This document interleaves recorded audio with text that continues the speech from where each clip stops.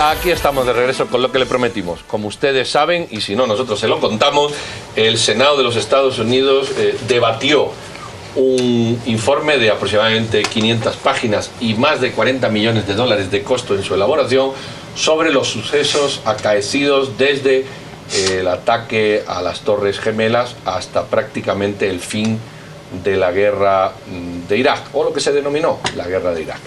En él, sustancialmente, se evidencia malas prácticas de la CIA, pero también abusos, enormes abusos y obstáculos para que se conozca la verdad por parte del Senado y por parte de las fuerzas políticas de los Estados Unidos. La CIA es señalada prácticamente en las 20 conclusiones que forman el resumen ejecutivo de dicho informe. Dos personas, dos analistas en relaciones internacionales, un jurista y un politólogo, Rodrigo Fernández, buenas noches, y Roberto Barne, bienvenido. Sustancialmente, Rodrigo, tu impresión del informe, ya más o menos hemos dibujado. Si tú tuvieras que hacer un media cuartilla ejecutiva del informe, ¿qué dirías?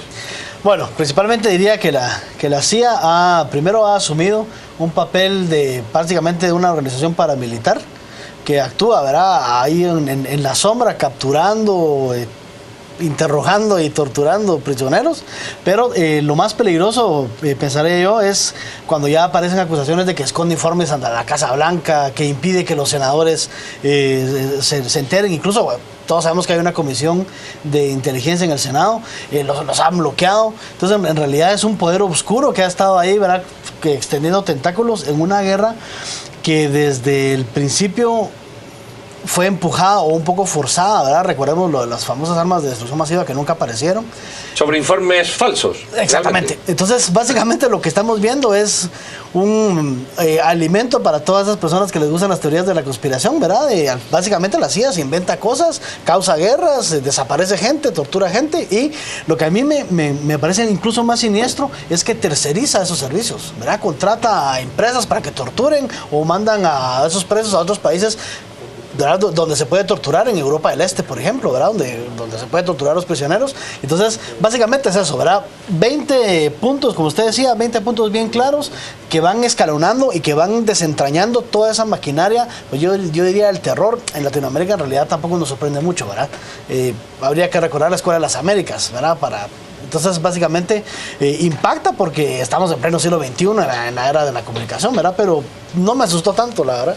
Yo ahora les quiero preguntar, así como a nuestros países, organismos internacionales vienen a velar por nuestros derechos humanos, vienen a sugerir qué tipo de política debemos de tener, ¿quién fiscaliza y quién ve los derechos humanos de estas personas? ¿Quién fiscaliza la CIA, por ejemplo? Bueno, aquí hay una situación que en el corto plazo yo creo que van a haber repercusiones muy negativas para los Estados Unidos. Ahora bien, en el largo plazo, quiera que no, estamos viendo un ejercicio, quiera que no, bastante democrático, porque estamos viendo un legislativo, una comisión del Senado, que a pesar de los obstáculos de los que está hablando Rodrigo, viene y hace su trabajo y presenta. El informe total son 6,000 palabras, y son 6,000 páginas, perdón, y se presenta un resumen de 500. O sea, vemos un legislativo que está fiscalizando agencias del Ejecutivo, lo cual es bastante decir si comparamos con otros países, por ejemplo. Que estos no son temas que ni siquiera se llegan a discutir y muchas veces se requiere esa presión internacional.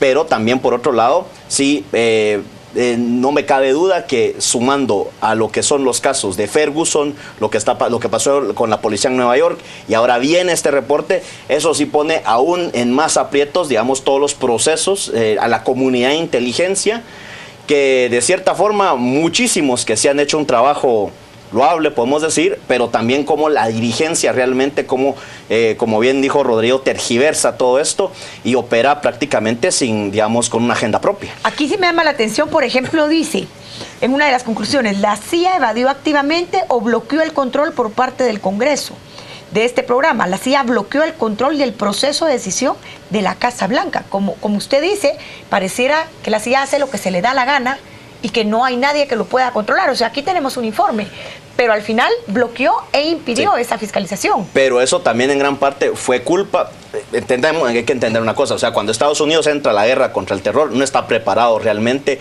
la CIA y ya la CIA respondió y han reconocido esto, aunque deberían de haberlo hecho de una forma más amplia. O sea, ellos solo podían reaccionar ante toda esta situación que estaba pasando.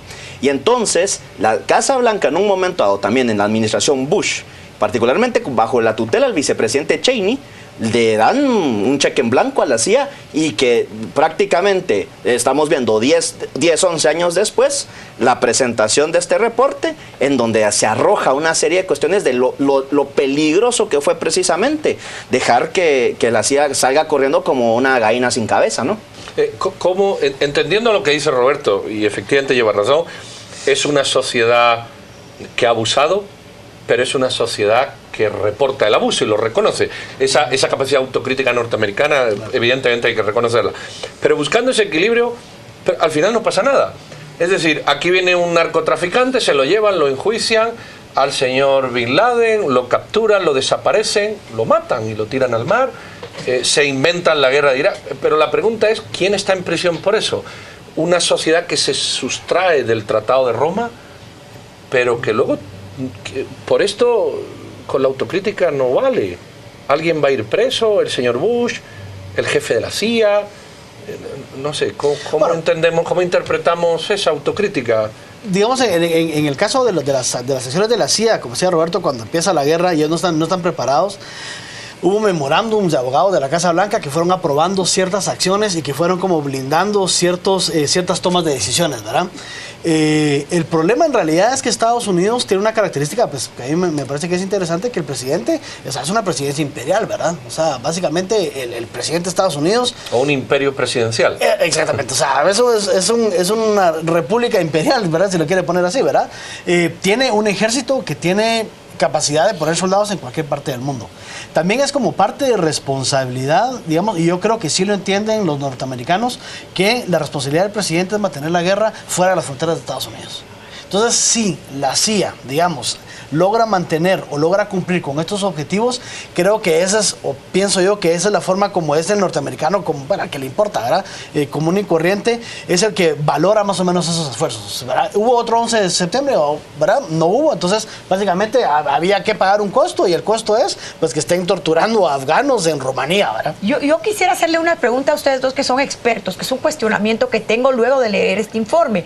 Se habla de todas las personas que estuvieron en prisión. Hay datos inexactos de quiénes fueron y también datos inexactos de las razones. O sea, seguramente hubo muchísima gente inocente. Hablan también de las condiciones extremas de las prisiones donde estuvo esta gente y del tipo de torturas.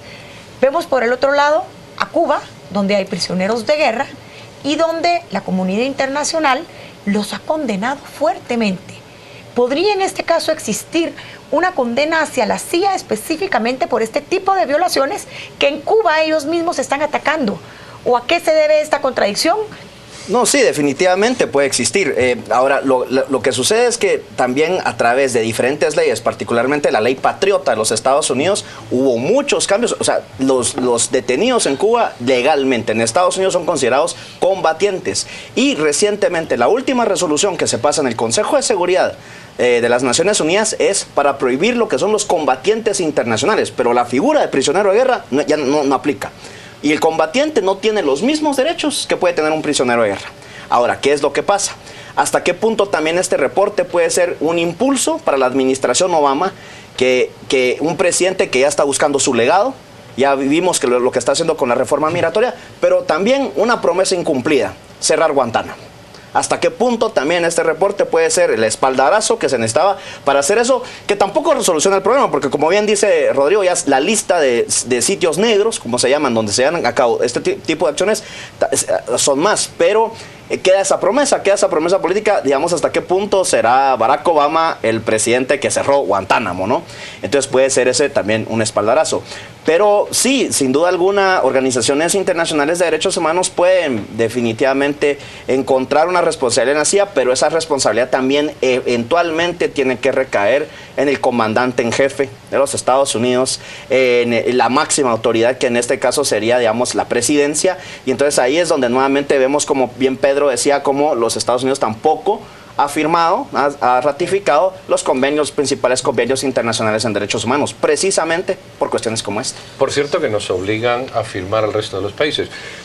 Hay aquí otro actor que ha pasado desapercibido en este debate. Lo he leído puntualmente en algunos informes, pero muy difuminado, y me gustaría tratarlo. Son los estados que han colaborado, tachados del informe. Y entre ellos ha habido estados europeos, ha habido estados árabes, ha habido estados del este de Europa, me refiero a europeos, no de la Unión Europea, y otros. ¿Esto es una complicidad internacional o un avenirse al dictado de la República Imperial?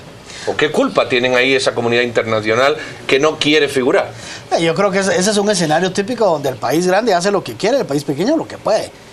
A un país, por ejemplo, que recibe cooperación internacional de Estados Unidos, que está uno, verá, cerca de Estados Unidos, qué sé yo, donde la influencia es bastante fuerte de Estados Unidos, y le mandan a uno, mira, te mando 20 pesos para que me los interrogues, pues yo creo que hay pocos países que podrían decir, yo no te los recibo, ¿verdad? Y creo que en realidad la independencia o la soberanía es relativa en estos casos, ¿verdad? Hay países obviamente que se deben interesar, ¿verdad? Sobre todo cuando hay, y esto habría que resaltarlo, cuando hay países que tienen convenios de cooperación militar, ¿verdad? Entonces, bueno, o sea, eso es un vis a vis, ¿verdad? Bueno, pues si tú me mandas tus tanques, tus aviones, pues yo te torturo a esta gente, ¿verdad? O sea, al final... O cierro los ojos, a que tú lo hagas. Pues básicamente sí, o cierro los ojos, ¿verdad? Exactamente. Y hablando también de este tema, me llamó mucho la atención ver cómo el informe apunta a que la CIA filtró información falsa a los medios de comunicación y manipuló. Entonces, también estamos en otro tema que debemos de analizar. Se habla de los Estados Unidos como un país de primer mundo, con una prensa de primer mundo.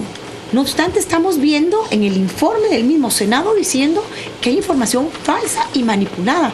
¿Hasta qué punto podemos nosotros como ciudadanos discernir qué es lo que estamos recibiendo como información?